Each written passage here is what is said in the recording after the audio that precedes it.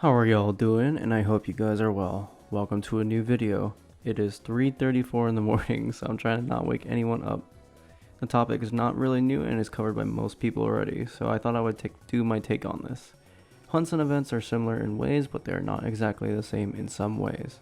This video will cover the differences between the two and how you can tell what is an event and what is a hunt. Let's just begin with the ghost event and state the obvious. The exploding lights and the red room lights never indicate a ghost to hunt, although I kinda wish it did.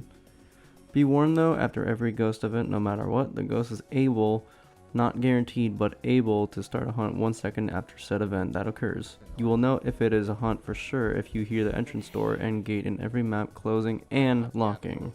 You can hear the lock often in smaller maps. For ghost events, the entrance doors and gates are able to close but will not lock. All ghosts will teleport to a player during an event.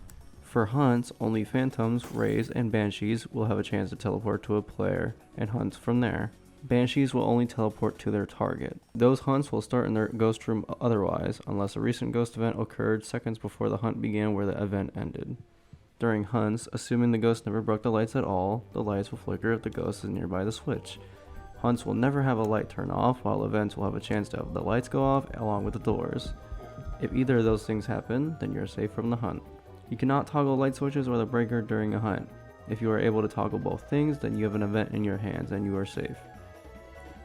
I don't really find this tactic to be that useful in smaller maps, but on larger maps it can be. I still do not find it just as useful as sound sensors ever would be though. The ghost hunting noise will remain the same throughout all hunts. If its vocal sounds happen to be different after you notice it during a hunt, then you are safe to assume that you're dealing with a ghost event. As a ghost event begins, if the ghost appears immediately, then it is not a hunt. It will walk towards you in both forms or just stand still either way.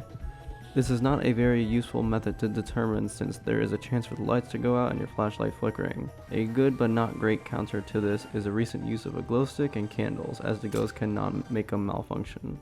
During hunts, ghosts have this phenomenon called grace periods. Footsteps are heard immediately in one spot.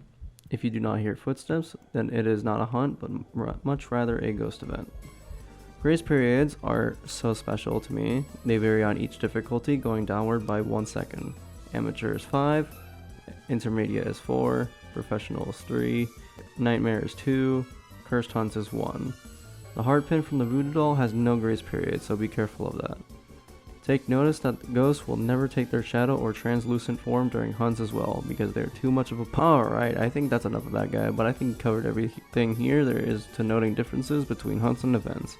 Before I go, I'll just give you guys some info about both ghost events and ghost hunts. Within 20 meters of range, ghost vocalization can be heard.